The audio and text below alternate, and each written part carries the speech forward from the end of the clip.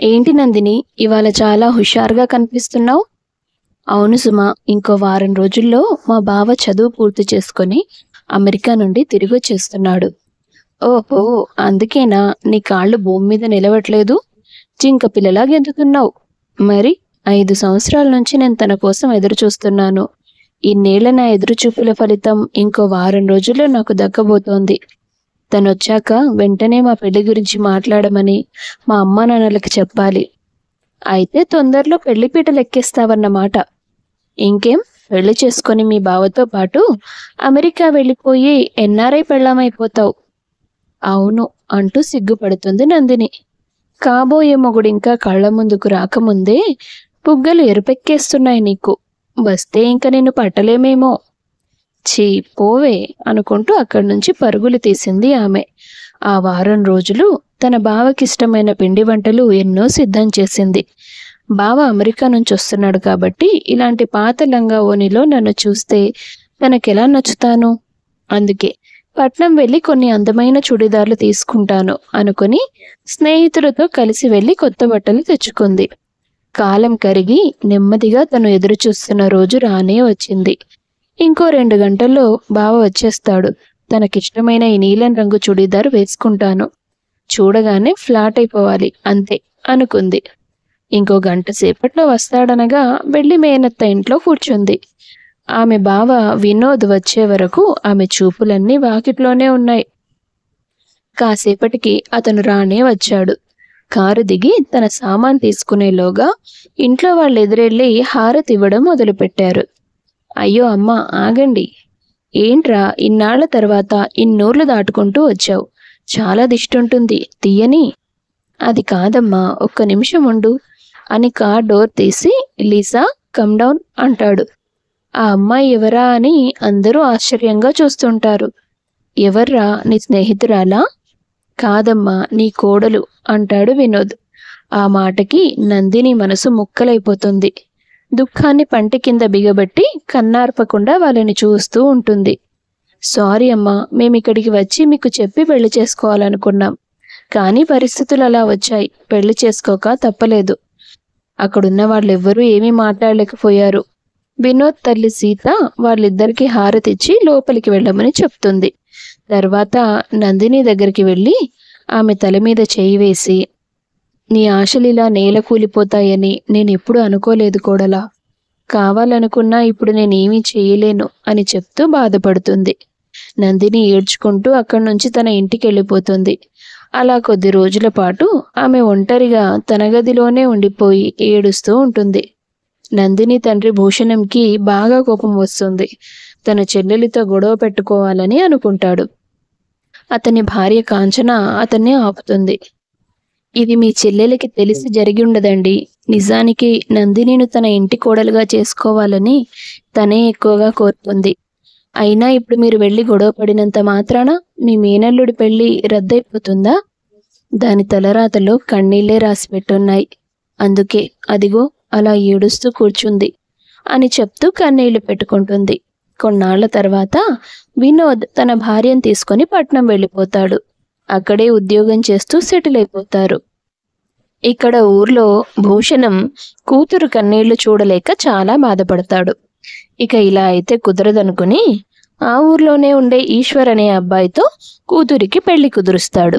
నందిని ఆ పెళ్లి చేసుకోనని చాలా మారం చేస్తోంది. కానీ భూషణం ఆమె మాట వినలేదు.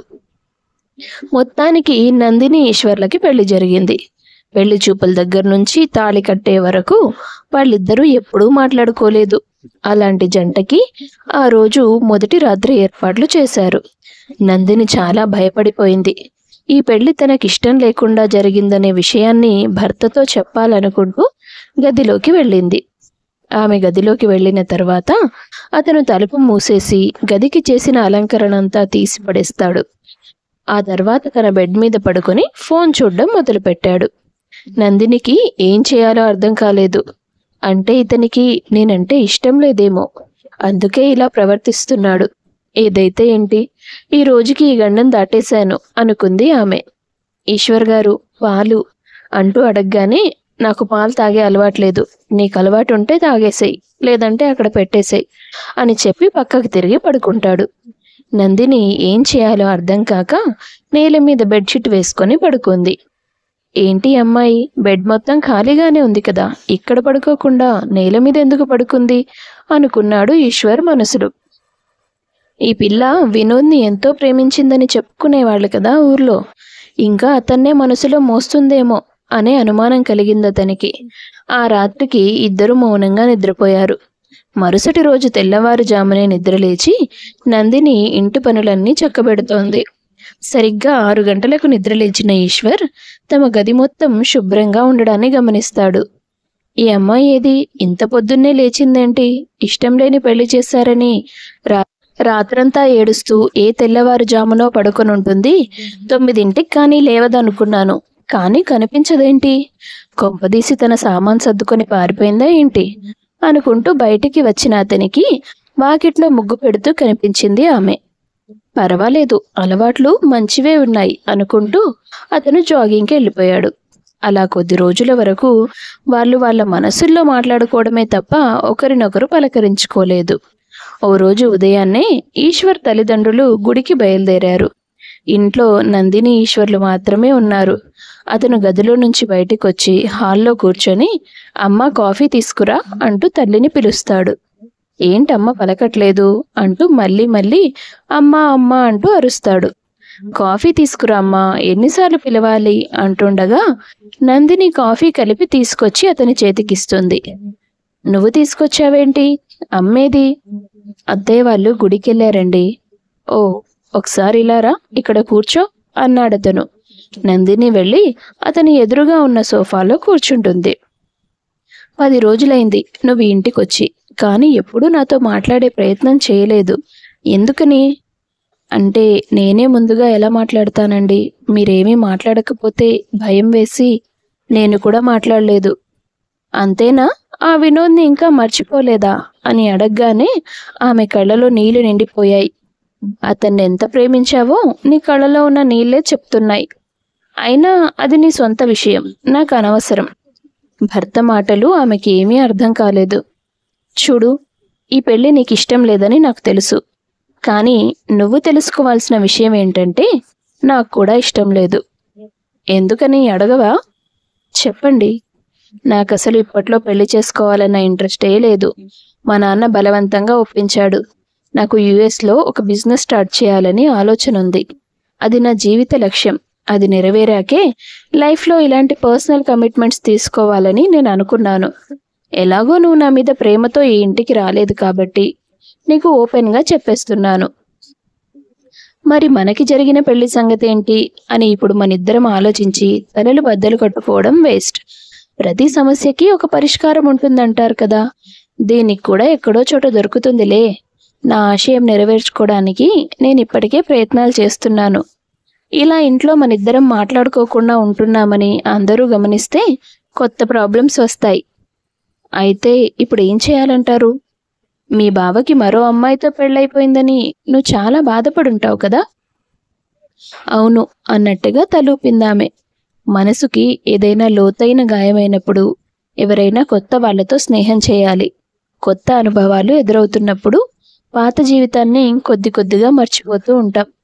కాబట్టి ఈ రోజు నుంచి మనిద్దరం ఫ్రెండ్స్గా ఉందాం. నాకు నీకు మధ్య ఎలాంటి సీక్రెట్స్ అవసరం లేదు. ఏదైనా ఓపెన్గా మాట్లాడొచ్చు, అడగొచ్చు. ఓకే? ఓకే ఈశ్వర్ గారు. ఈ ఇంటికి వచ్చిన రోజు నుంచి నా మనసు మోస్తున్న భారాన్ని ఈరోజు మీరు దింపేశారు. థ్యాంక్స్ అంటుంది నందిని. ఆ రోజు నుంచి వాళ్ళిద్దరూ మంచి స్నేహితుల్లా కలిసిపోతారు. చూస్తున్న వాళ్ళందరూ వాళ్ళిద్దరూ ఎంతో అన్యోన్యంగా ఉన్నారని మురిసిపోతారు. నందిని తన ఇష్టాలు, ఆశలు, తన గతంలో ఉన్న బాధ అన్నిటినీ ఈశ్వర్తో పంచుకుంటుంది. మనసు తేలికపరుచుకుంటుంది. ఈశ్వర్ కూడా ఆమెను ఎంతో గౌరవంగా చూస్తాడు. నందిని, నీలో ఒక మంచి ఫ్రెండ్కి ఉండాల్సిన లక్షణాలన్నీ ఉన్నాయి. నేను యుఎస్ వెళ్ళే వరకే కాదు, ఆ తర్వాత కూడా జీవితాంతం మనం మంచి ఫ్రెండ్స్గా ఉండగలం. మీ పట్ల నాకు కూడా అదే అభిప్రాయం ఉంది ఈశ్వర్ గారు. మీలాంటి ఒక మంచి వ్యక్తి ఫ్రెండ్ అయినందుకు నాకు చాలా సంతోషంగా ఉంది. ఒకరోజు అనుకోకుండా వంటగదిలో కొన్ని సామాన్లు ఈశ్వర్ తల్లి సునందకు కనిపించకపోవడం వల్ల ఆమెకు కోపం వచ్చేస్తుంది. ఏ అమ్మాయి, నీకు వంట చేయమని చెప్పినంత మాత్రాన సామాన్లు ఒక చోటు నుంచి ఇంకో చోటికి మార్చేయమన్నానా? ఏది పెట్టిన చోట పెట్టట్లేదు. నాకు వంటగది మొత్తం గందరగోళంగా ఉంది. అయ్యో అత్తయ్య, మీరు దేనికోసం వెతుకుతున్నారు చెప్పండి, నేను తీసిస్తాను. అదే వద్దనేది. ఈ ఇల్లు నాది. నువ్వు నిన్నగాక మొన్నొచ్చావు. అన్నీ నీ ఇష్టానికి సర్దేస్తే ఏమన్నట్టు? ఇంటి మీద పెత్తనం చలాయించాలనుకుంటున్నావా ఏంటి? అత్తయ్య, మీరు చాలా దూరం ఆలోచిస్తున్నారు. నాకు అలాంటి ఆలోచనలు ఏమీ లేవు. తెలుస్తోందిలే, ఇల్లొచ్చి గుడ్డుని వెక్కిరించిందన్నట్టు నాకే నీతులు చెప్తున్నావు నువ్వు. అలా వారిద్దరి మధ్య మాట పెరుగుతూ వచ్చింది. నందిని ఎంత నచ్చజెప్పే ప్రయత్నం చేసినా సునంద వినలేదు. వారి సంభాషణ వింటున్న ఈశ్వర్ ఇక ఊరుకోలేకపోయాడు. వంటగదిలోకొచ్చి, ఏమైందమ్మా, ఎందుకలా తనతో గొడవ పడుతున్నావు? అంటే ఏంట్రా, నీకు నేను కోడలతో గొడవ పడేదానిలా కనిపిస్తున్నానా? ఆవిడ గారు వచ్చి 4 నెలలు కూడా కాలేదు. అప్పుడే నీకు ఈ అమ్మ కంటే ఎక్కువైపోయిందా? ఇప్పుడు నేను అలా అనలేదమ్మా, కానీ చిన్న విషయానికి నువ్వు తన మీద ఇంతసేపు ఎందుకు అరుస్తున్నావు? ఏంటి, నేను అరుస్తున్నానా? అప్పుడే పెళ్ళానికి వకాల్తా పుచ్చుకోవడం మొదలుపెట్టావా? చూడమ్మా, తను నా భార్య. నన్ను నమ్మి మన ఇంటికొచ్చింది. ఇక్కడ తనకి అన్ని సౌకర్యాలు ఇవ్వడం, క్షేమంగా ఉండేలా చూసుకోవడం నా బాధ్యత. చిన్న చిన్న విషయాలకి నువ్విలా తన మనసును కష్టపెడితే రేపటి రోజు తన తల్లిదండ్రులకు నేనేమని సమాధానం చెప్పుకుంటాను? అంతదాకా ఎందుకు? నా భార్యకి నేనేం విలువిచ్చినట్లవుతుంది చెప్పు అంటూ ఈశ్వర్ తల్లితో మాట్లాడుతుంటే నందిని రెప్ప వాల్చకుండా అతన్నే చూస్తోంది. ఆమె పట్ల అతనికున్న గౌరవం, బాధ్యత ఆమె మనసును కదిలించాయి. కాసేపటికి, ఈశ్వర్ గారు, మీరాగండి. మాట అనుకుంటూ పోతే గొడవ పెద్దదవుతుంది. ఇది ఆడవాళ్ల విషయం, మీరు కలగజేసుకోవద్దు. అత్తయ్యకి నేను సర్ది చెప్పుకుంటాను అని భర్తను అక్కడి నుంచి పంపించేస్తుంది. అప్పుడే నా కొడుకుని నీ కంట్రోల్లో పెట్టుకున్నావన్నమాట అంటూ సునంద మళ్ళీ నందినిని తిట్టడం మొదలుపెట్టింది. అత్తయ్య, ఇవాటి నుంచి వంటగదిలో సామాన్లన్నీ మీరు చెప్పిన చోటే పెడతాను. మీరు ఆయన మాటలేవీ మనసులో పెట్టుకోవద్దు అని అత్తగారికి చెప్పి భర్తను అనుసరిస్తూ వాళ్ళ గదిలోకి వెళ్తుంది. భర్తని తదేకంగా అలా చూస్తూ ఉండిపోతుంది. ఏమైంది నందిని, ఎందుకలా చూస్తున్నావు? మీరు ఇవాళ కాస్త ఎక్కువ అందంగా కనిపిస్తున్నారు ఈశ్వర్ గారు. చూడాలనిపిస్తుంది. ఆహా, నీలో ఇలాంటి చిలిపి చేష్టలు కూడా ఉన్నాయన్నమాట. చాలా గమ్మత్తుగా మాట్లాడుతావు నువ్వు అంటూ టవల్ తీసుకొని స్నానానికి వెళ్ళిపోయాడు అతను. నందిని అద్దం ముందు నిలబడి తన మెడలో ఉన్న తాళిని 2 చేతుల్లో పట్టుకొని వంటగదిలో అతను తనని నా భార్య అని మాట్లాడిన మాటల్ని గుర్తు చేసుకుంటుంది. మీరన్న ఆ మాటకి నా మనసు ఎందుకో ఉప్పొంగిపోయింది ఈశ్వర్ గారు. బాగా నచ్చేశారు అనుకుంటూ తనలో తానే మురిసిపోయింది. ఆ రోజు నుంచి భర్తను ప్రేమభావంతో చూడడం మొదలుపెట్టింది. ఈశ్వర్ మాత్రం ఎప్పట్లాగే తనని ఒక మంచి స్నేహితురాలిగా చూసేవాడు. అలా ఒక 3 నెలలు గడిచిపోయాయి. ఓ రోజు ఈశ్వర్ ఎంతో సంతోషంగా నందిని దగ్గరకొచ్చి, నందిని, నేను కన్న కలలు సాకారం కాబోతున్నాయి. నేను యుఎస్లో బిజినెస్ పెట్టుకోవడానికి పర్మిషన్ సంపాదించాను. అన్ని ఏర్పాట్లు పూర్తి చేసుకున్నాను. ఇక పాస్పోర్టు, వీసా రావడమే ఆలస్యం అన్నాడు. నందినికి నవ్వాలో ఏడవాలో అర్థం కాలేదు. భర్తనలా చూస్తూ ఉండిపోయింది. ఏంటి నందిని, నేను ఇంత హ్యాపీ న్యూస్ షేర్ చేసుకుంటే నీ నుంచి ఎలాంటి రెస్పాన్స్ లేదేంటి? అయ్యో, అదేం లేదు ఈశ్వర్ గారు, షాక్లో ఉన్నాను అంతే. మీ డ్రీమ్ సక్సెస్ కాబోతున్నందుకు నాకు చాలా సంతోషంగా ఉంది. ఉండండి, ఏదైనా స్వీట్ తీసుకొస్తాను అంటుంది. స్వీట్ ఏం వద్దులే, కాసేపు ఇక్కడే కూర్చో, మాట్లాడుకుందాం. నీతో షేర్ చేసుకుంటూ ఉంటే నాకు ఇంకా ఎక్కువ సంతోషంగా ఉంటుంది అంటూ చాలాసేపు ఆమెతో కబుర్లు చెప్తాడు. కానీ ఒక్కటే దిగులు. ఏంటండి? ఇక మనం విడిపోతాం కదా, ఇంట్లో వాళ్ళకి చెప్పాలి. అందరినీ మనం విడిపోతున్న విషయం గురించి ఒప్పించాలి. అయినా ఇప్పుడే ఏం వద్దులే, నేను యుఎస్ వెళ్ళి అక్కడ అన్నీ సెట్ చేసుకొని మళ్ళీ తిరిగి వచ్చి అప్పుడు ఇక్కడ అందరికీ చెప్దాం, ఓకేనా అంటాడు. ఆమె ఏమీ మాట్లాడలేదు. అక్కడి నుంచి లేచి బయటికి వెళ్ళబోతుండగా, అదేంటి నందిని, మాట్లాడుతుంటే వెళ్ళిపోతావు? నువ్వు చెప్పు, నువ్వు నన్ను మిస్ కావా? నేను యుఎస్ వెళ్ళిపోయాక ఇలా రోజంతా మనకి కలిసి మాట్లాడుకునే అవకాశం దొరకదు కదా అని భర్త అంటుంటే ఆమె తన మనసును తాను నియంత్రించుకోలేక పరిగెత్తుకుంటూ వెళ్ళి భర్తను గట్టిగా కౌగిలించుకుంటుంది. చాలా మిస్ అవుతానండి, నేను మీకు బాగా అలవాటు పడిపోయాను అంటూ ఏడుస్తుంది. ఆమె అలా అతన్ని హత్తుకున్న క్షణం ఒక్క నిమిషం ఈశ్వర్కి నోట మాట రాలేదు. ఆ తర్వాత నందిని అక్కడి నుంచి వెళ్ళిపోతుంది. ఆ రోజు నుంచి ఆమె మొహంలో సంతోషమే లేదు. ఎప్పుడూ సందడి చేస్తూ భర్తను ఆట పట్టిస్తూ సరదాగా గడిపే నందిని మొహం వాడిపోతుంది. చివరికి ఆ రోజు రానే వస్తుంది. ఈశ్వర్ ఇంట్లో వాళ్ళందరినీ ఒప్పించి అమెరికా ప్రయాణానికి అన్నీ సిద్ధం చేసుకుంటాడు. నందిని తనలో తాను చాలా బాధపడుతుంది. కానీ భర్త ముందు మాత్రం బయటపడలేదు. నా మనసుకు ఎవరి కారణంగా సంతోషం దొరుకుతుందో వాళ్ళు నాకు దూరం అయిపోవాలని దేవుడు నాకు ముందే రాసిపెట్టి పంపించాడేమో. అందుకే రెండోసారి కూడా నాకు గుండెకోతనే మిగిల్చాడు. ఇప్పుడైనా అమెరికా వెళ్తున్న దానికంటే తిరిగి వచ్చి నాకు విడాకులు ఇస్తానన్న విషయం తలుచుకుంటేనే నాకు పిచ్చి పట్టినట్లు అవుతోంది అని ఆలోచిస్తూ భర్తతో పాటు కారులో ఎయిర్పోర్ట్ వరకు వెళ్ళింది. ఈశ్వర్ అందరికీ బాయ్ చెప్పి లోపలికి వెళ్ళబోతూ నందిని చెయ్యి పట్టుకొని తీసుకెళ్ళిపోతాడు. ఆమె ఆశ్చర్యపోతుంది.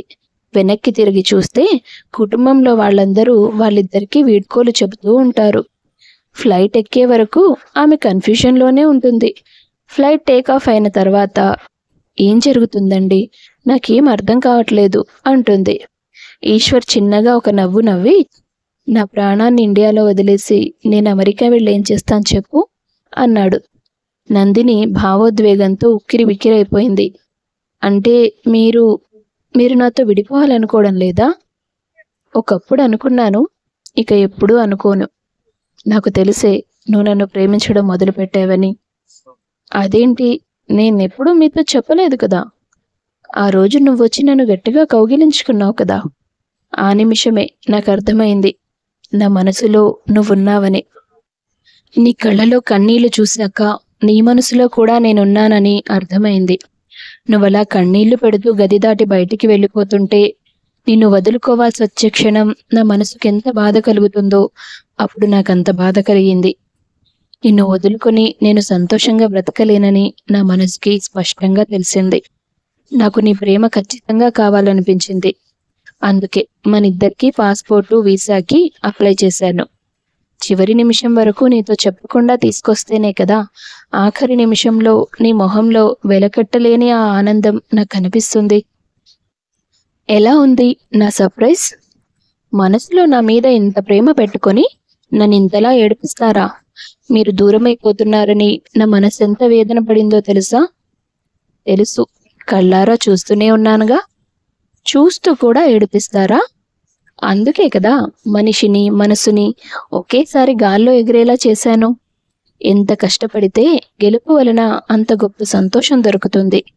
ఇప్పుడు ఆ సంతోషాన్ని నీ కళలో చూస్తున్నాను నందు. మొత్తానికి నా ప్రేమను గెలుచుకున్నావు. కానీ నాకు డౌటు, నువ్వు నాతో ప్రేమలో పడడం ఎలా జరిగిందమ్మాయి? ఆ రోజు వంటగదిలో మీ అమ్మగారితో తను నా భార్య అని మీరన్నప్పుడు నా మనసు ఉలిక్కి పడింది. అదే నాకు నిజమైన గుర్తింపు అనిపించింది. ఆ క్షణం నుంచి నేను మిమ్మల్ని ఆరాధిస్తూనే ఉన్నాను. చెప్పడానికి ధైర్యం చాలలేదు. నేనైతే నా లక్ష్యం నెరవేరే వరకు ఎవరిని నా జీవితంలోకి రానివ్వలేననుకున్నాను.